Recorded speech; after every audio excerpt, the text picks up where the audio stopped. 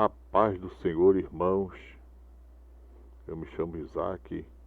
Para quem ainda não me conhece, está acessando pela primeira vez um desses conteúdos aqui do canal. E vocês já podem ver aí mais um conteúdo antigo que eu vou estar lendo. Pelo que eu estou percebendo aí, de alguma forma ficou ao contrário aí a capa. Mas não, é porque é escaneado, né?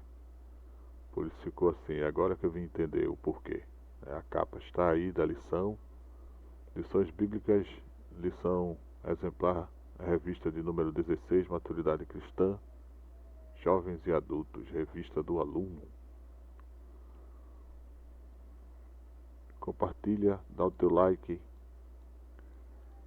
registra o teu comentário e vamos prosseguir aqui comentando.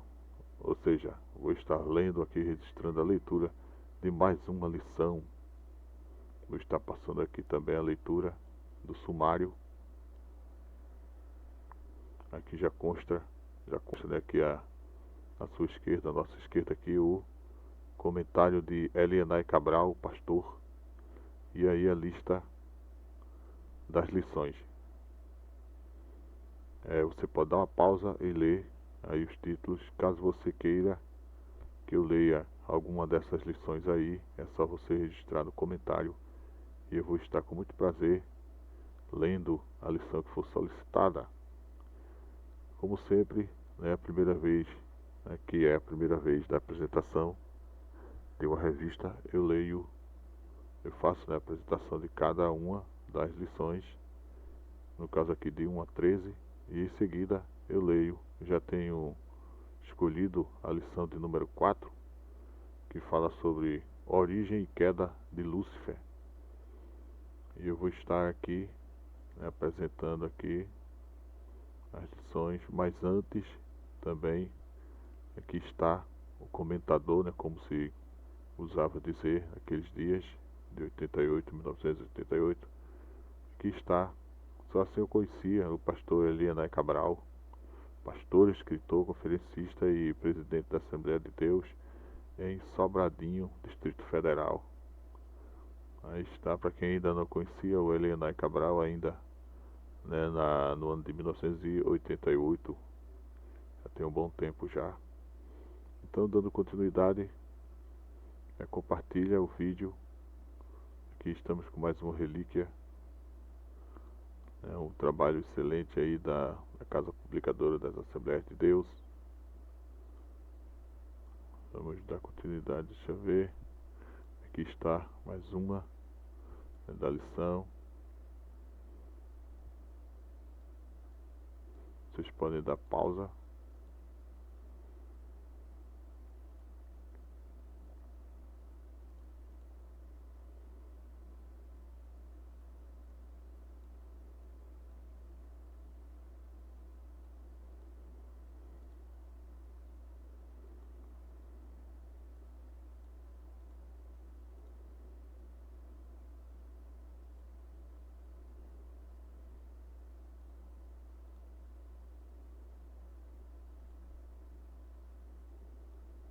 Assim que eu concluir a apresentação aqui, eu já vou começar com a leitura.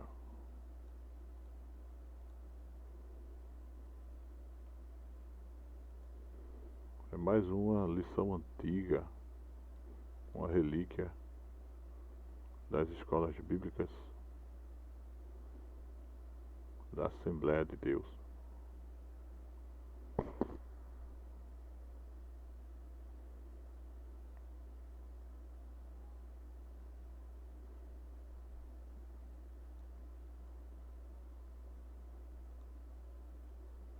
É número 3, está a lição. Lição de número 4, irmãos. Lição de número 4, aqui é 5. Desculpem-me.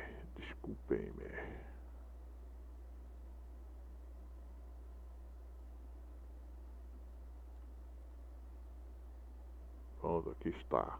Aqui estamos. Lição 4, 24 de outubro do ano de 1988. Origem e queda de Lúcifer. Texto áureo. Perfeito eras nos teus caminhos, desde o dia em que foste criado, até que se achou iniquidade em ti. Ezequiel capítulo 28, versículo 15. Verdade prática. A Bíblia mostra Satanás como uma pessoa e não como uma mera influência. Leitura diária, de segunda a sábado. Texto bíblico básico: Isaías 14, versículos 12 a 17, Ezequiel 28, versículos 13 a 15. Como caíste do céu, ó estrela da manhã, filha da alva, como foste lançado por terra, tu que debilitavas as nações. E tu dizias no teu coração: eu subirei ao céu, acima das estrelas de Deus exaltarei o meu trono. E no monte da congregação me assentarei, da banda dos lados do norte. Subirei acima das mais altas nuvens, e serei semelhante ao Altíssimo. E contudo levado serás ao inferno, ao mais profundo do abismo. Os que virem te contemplarão, considerar-te-ão e dirão: é este o varão que fazia estremecer a terra e que fazia tremer os reinos, que punha o mundo como um deserto e assolava as suas cidades, que a seus cativos não deixava ir soltos para suas casas? Estavas no Éden, jardim de Deus, toda a pedra preciosa era a tua cobertura, a sardônia, o topázio, o diamante, a turquesa, a ônix, o jaspe, a safira, o carbúnculo, a esmeralda e o ouro. A obra dos teus tambores e dos teus pífaros estava em ti. No dia em que foste criado, foram preparados. Tu eras querubim ungido para proteger, e te estabeleci. No monte santo de Deus estavas, no meio das pedras afogueadas andavas.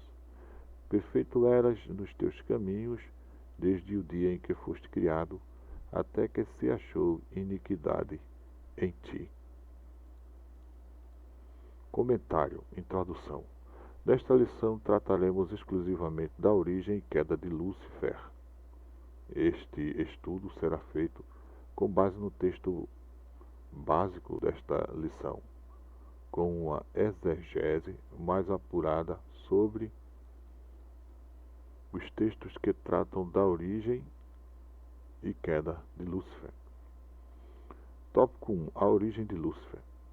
Vamos analisar o texto de Ezequiel 28, 11 a 19, que, numa linguagem figurada, descreve a Lúcifer como a mais extraordinária criatura dentre toda a criação angelical.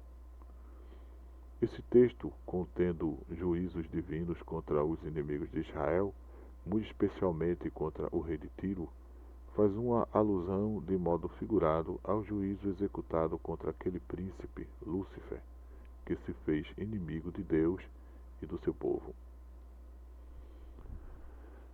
Subtópico de número 1. O príncipe de Tiro, Ezequiel 28, 1 a 10. Desta profecia, os 10 primeiros versículos são dirigidos contra o príncipe de Tiro, que, instigado por Satanás, deixa-se levar por causa de sua arrogância, pelo desejo de ser igual a Deus. Esse príncipe de Tiro é conhecido na história como Tobal, ou Ititobal II, que reinou mais ou menos em 586 a.C. Seu nome dá a entender sua relação íntima com Baal, o deus supremo dos fenícios, que tantas vezes penetrou na vida religiosa do povo judeu. Além de ser rei de Tiro, Tobal era também o representante de Baal. Tiro era uma cidade-reino que, pela sua importância, destacava-se das demais nações do mundo de então. Por isso, há uma referência sobre a vida dessa cidade e seu príncipe. De fato, Tiro era uma cidade da Fenícia sobre uma ilha rochosa do mar Mediterrâneo, com um porto marítimo que recebia gente de todas as nações. Nos versículos 2 e 5, o profeta condena o arrogante e blasfemo príncipe de Tiro pelo fato de imaginar-se Deus e de julgar-se conhecedor de todos os segredos da vida. A linguagem profética usa a palavra coração para significar a mente, a fonte da inteligência. O príncipe imaginava ter a mente de Deus e afirmava: Eu sou Deus. Entretanto, nos versículos 6 e 11, Deus anuncia a sua ruína e revela as suas limitações como simples mortal. No versículo 2, o profeta fala do príncipe de Tiro e no versículo 12 fala do rei de Tiro. Expliquemos na primeira parte da profecia, a mensagem é dirigida contra o príncipe de Tiro, extremamente vaidoso, que se considerava um deus e vive orgulhoso por imaginar que Tiro fosse inexpugnável por estar construída sobre uma rocha. Porém, na segunda parte da profecia, o personagem enfocado é o rei de Tiro. Não se trata mais da pessoa do príncipe de Tiro, mas sim de Lúcifer, o verdadeiro alvo da profecia e instigador do arrogante Itobal. Subtópico 2. O rei de Tiro. As palavras do profeta a partir do versículo 12, como foi dito antes, indicam o rei de Tiro como um ser espiritual. Suas características são, em parte, ilustradas com as ações do príncipe de Tiro, que é apenas um homem orgulhoso, e reveladas de modo mais objetivo como pertencentes a Lúcifer, o influenciador espiritual das ditas ações daquele príncipe. De fato, as características do príncipe de Tiro identificam-se perfeitamente com as do rei de Tiro, que é Satanás, isto é, Lúcifer. A sabedoria infinita de Deus tomou a figura do príncipe de Tiro para revelar a história da origem e queda de Lúcifer. Subtópico de número 3. As características originais de Lúcifer antes da queda. Lúcifer era possuidor de elevada distinção e também detentor de honrosos títulos e de elevadas posições. Destaquemos alguns. Letra A. O aferidor da medida. Na tradução brasileira, edição de 1924, a expressão aparece como o selo da simetria. Na versão espanhola de Casídoro de Reina, 1569, é o selo da perfeição ou da proporção. Na versão de Figueiredo, 1989, a expressão é selo de semelhança. Todas essas traduções chegam a uma mesma interpretação. A tradução mais aproximada é a que traduz selo, ou seja, ele era a imagem perfeita da criação de Deus e uma imagem refletida em si mesmo que lhe conferia o privilégio de ser a mais bela e inteligente criação de Deus, como o próprio texto declara, cheio de sabedoria e perfeito em formosura. Letra B. Estavas no Éden, jardim de Deus. Normalmente, os teólogos fazem distinção entre o Éden de Adão e Eva e um outro Éden pré-adâmico, criado no período original da Terra antes do caos de Gênesis. A menção às pedras preciosas existentes no Éden, jardim de Deus, é para ilustrar os privilégios e riquezas dessa criatura, Lúcifer, personificado pelo rei de Tiro. O ornamento das pedras preciosas desse personagem indica a grandeza e a beleza de sua aparência. Refere-se naturalmente ao estado original de Lúcifer, antes da sua queda, no dia em que foste criado. A grande verdade dessa expressão é lembrar que Lúcifer é um ser criado por Deus e que a presunção dessa criatura em querer elevar-se acima do Todo-Poderoso jamais o colocará em igualdade com o Criador. As pedras incrustadas nos seus vestidos e a obra dos sons musicais dos tambores e pífaros emergem dele mesmo. A forma como Ezequiel se refere a tambores e pífaros dá a ideia de que esse anjo não necessitava de instrumento algum de louvor para glorificar ao seu Criador. Ele mesmo, em sua formosura, transmitia louvor ao Criador. Como um ser criado, esse anjo, apesar da sua elevada posição, tinha de estar sujeito ao seu Criador. Letra D. Querubim ungido para proteger. Na descrição dessa passagem profética, Lúcifer pertence à ordem dos querubins, que está diretamente ligada ao trono de Deus. O texto sugere um chefe sobre os outros querubins, cuja missão é a de proteger o trono de Deus, isto é, uma missão cuja incumbência é a de preservar toda a criação de Deus, impedindo a ação de intrusos. Entende-se que Lúcifer tinha como encargo especial liderar os outros anjos, uma vez que ele havia sido estabelecido nessa elevadíssima posição, o Monte Santo de Deus. Diz respeito ao lugar alto e elevado onde Deus exerce a sua autoridade. Era peculiar no Antigo Testamento considerar o lugar onde Deus se manifestava, causando temor e tremor, como sendo o lugar do assento do trono de Deus. Letra E. No meio das pedras afogueadas andavas. Alguns comentadores da Bíblia interpretam estas pedras afogueadas com brilho refulgente como sendo o lugar onde Lúcifer andava. Outros, no entanto, consideram tratar-se da glória primordial da terra. Porém, como a linguagem é figurada, essas pedras afogueadas podem referir a uma manifestação do fogo consumidor, que é o próprio Deus. Também podem referir-se à condição de Lúcifer numa posição tão elevada que podia ter e manter uma profunda relação com a santidade de Deus. Letra F. Perfeito eras nos teus caminhos. A colocação do verbo no passado indica o primeiro pecado de Lúcifer, a iniquidade escondida em seu interior. O texto declara que esse anjo era perfeito, e tal perfeição transparece até o dia em que se achou nele iniquidade. Letra G. Estrela da alva, filha da alva.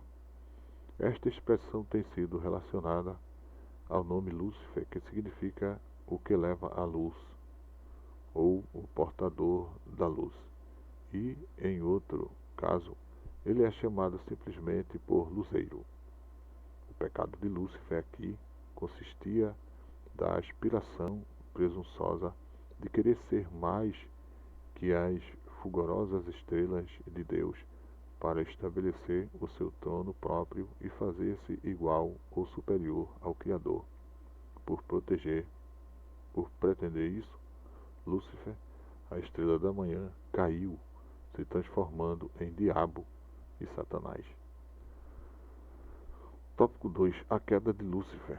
No ponto anterior, analisamos o estado original de Lúcifer. Agora, analisaremos a queda de Lúcifer, que causou a maior tragédia espiritual do universo. Lúcifer caiu por livre escolha. Tal queda aconteceu em função do seu livre-arbítrio, que o levou, iludido com sua própria glória angelical e com a posição de superioridade sobre os demais anjos, a pretender tomar o lugar do Criador para ser adorado e glorificado como um Deus. Com o coração cheio de presunção, Lúcifer predispõe-se a destronar a Deus. Sua deliberada e consciente decisão é enfatizada através das suas 5 afirmativas, conforme Isaías 14, versículos 13 e 14. Detrás subirei ao céu. B. Acima das estrelas de Deus exaltarei o meu trono. C. No monte da congregação me assentarei. D. Subirei acima das mais altas nuvens. E. Serei semelhante ao Altíssimo. Subtópico de número 2. Consequências da queda de Lúcifer. Em sua primeira aplicação, o texto em apreço enfoca a pessoa de Nabucodonosor, o rei babilônio, que quis engrandecer a si mesmo, repetindo o pecado de Lúcifer. A avidez irrefreável de querer ser igual a Deus fez também com que grande número de anjos adotasse a mesma presunção do orgulhoso querubim ungido e o acompanhasse na queda. Pelo testemunho das Escrituras e da história, constatamos que Lúcifer, desde o princípio, quando se achou iniquidade no seu coração, não tem deixado de pecar contra Deus. Ele é, sem dúvida, o primeiro pecador e o instigador de todo o pecado no mundo. Lúcifer, por seu pecado, foi destituído de suas funções celestiais e condenado à execração eterna. O apóstolo Paulo, escrevendo a Timóteo, aconselha-o a que não escolha obreiro que seja neófito, para que este não venha a cair na condenação do diabo. Questionário. Na profecia de Ezequiel 28, quem o rei de Tiro simboliza? Questão 2. Dentro da sábia revelação bíblica, qual o verdadeiro significado da profecia contra o rei de Tiro? 3. Mencione alguns títulos honoríficos que, segundo Ezequiel 28, eram conferidos a Lúcifer. 4. Em Isaías 14 encontramos 5 expressões através das quais Lúcifer externa toda a sua exaltação. Quais são elas? 5. Segundo a Bíblia, quem é o primeiro pecador e instigador de todo pecado no mundo? Assim, irmãos, estamos concluindo a leitura de mais uma das lições das escolas bíblicas dominical. Lição esta que é datada do ano de 1988, concluindo aqui, com esse registro aqui do nosso pastor, comentador, comentarista Elianai Cabral. E assim, irmãos, concluímos mais uma lição. Amém? Paz do Senhor para todos. Deus nos abençoe.